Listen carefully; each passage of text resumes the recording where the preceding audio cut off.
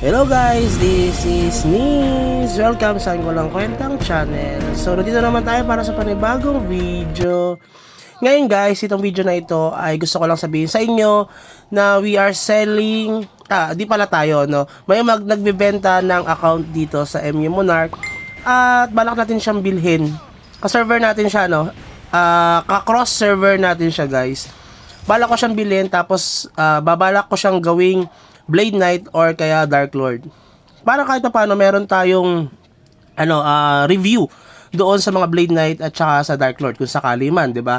Meron tayong Wizard, meron din tayong Blade Knight at saka Dark Lord.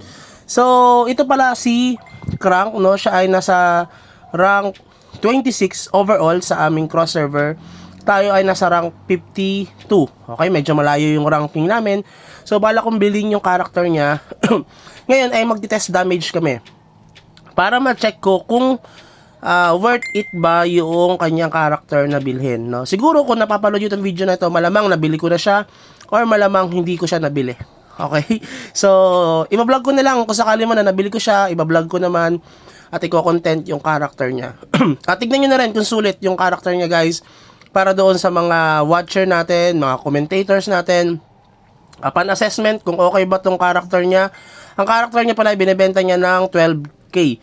Okay, so sabi ko kasi medyo mas mataas kasi ang class talent ko sa kanya at ang aking skill evolution at saka yung aking skill talent.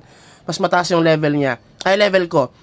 Tapos, siguro mas lamang lang siya sa akin doon sa meron siyang yung kanyang, yung nagtatatlo, yung clone. So, meron siyang ganon. Tapos, yung kanyang character, kapag walang buff, ay 27,000 yung damage. Kasi nga, pure fire fluorite siya. Tayo naman ay merong 20,000. Kapag may itong death natin, ay kaparas lang din ng defense niya. Okay? Meron tayong wind fluorite. Kasi nga, yung kanyang, kaya mataas yung kanyang attack, yung kanyang fluorites, doon sa yung 3 items niya, dun sa slate shards niya ay kompleto. Okay, perfect na. Okay, level 12 na siya guys. So, yun yung advantage niya rin sa atin. So, makikita nyo guys ay makunat pa rin yung character niya kahit papano at mas malakas siya compare sa atin. So, kitang-kita naman, hindi ko lang sure kung worth it ba talaga siyang bilhin, kung balak natin gawin siyang Blade Knight or DL. At ito palang character niya guys ay malapit ng mag Gen 5. Parang 15 shadow na lang ang kailangan niya para ma-kompleto na ang kanya pangkarap para sa Gen 5. Ngayon, abalak ko siyang gawing Blade Knight or DL if ever na mabibili ko siya. Ang ayaw ko lang dito sa character niya ay mababa yung kanyang skill, evolution, at hindi pa parehas yung build namin, no, dahil para mas pinataas yung Pyroblast, yung Aurora wala, tapos yung kanyang skill talents ay mababa, parang 52 lang. Tayo ay nasa 78 na or 75. Tapos yung kanyang skill talent ay nasa 30 plus lang ata. Tayo ay nasa 40 plus na. Okay, pero syempre hindi naman laging dahil mataas yung class talent mo or yung skill evo mo or what ay lamang ka na. Okay, meron pang mga factor yan na kino-consider para mas mapalakas pa yung character natin. And that is the reason kung bakit siya ay nasa rank 26. So, balak kasi natin itong bilhin at mag-change class para kung sakali man no, worth 12,000 para masubukan din naman yung ibang mga class at kahit paano ay magkaroon tayo ng reviews doon. Although na gamit na natin yung character previously, yung class na yon ng DL, Dark Wizard, tapos Blade Knight, mayan, lahat yan ay nagamay na natin at nalaro natin. Ngayon, gusto natin ulit subukan yung DL dahil namimiss ko mag-DL, okay? Tapos sa Blade Knight naman, kung bakit gusto ko siya subukan, kasi OP ang Blade Knight dito sa MU Monarch, lalo pagka mga late game.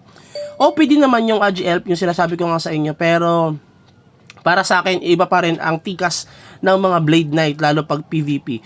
Yun nga lang, syempre, ang problema lang sa Blade Knight ay medyo mabagal mag-farm.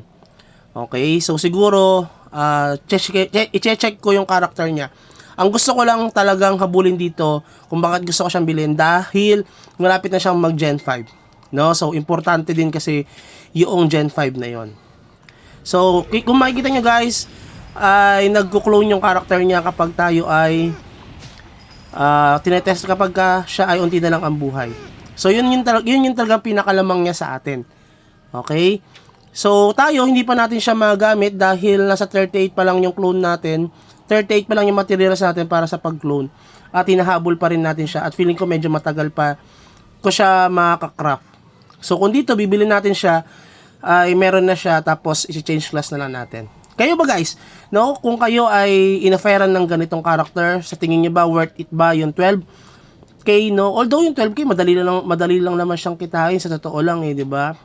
Parang wala pa nga sa 15-30 na sweldo natin yung ano na yan, yung character na yan. Pero syempre, dahil tinetreasure pa rin natin yung ikaw yung nagpalakas ng character mo, kaya ayaw ko bumili ng mga accounts.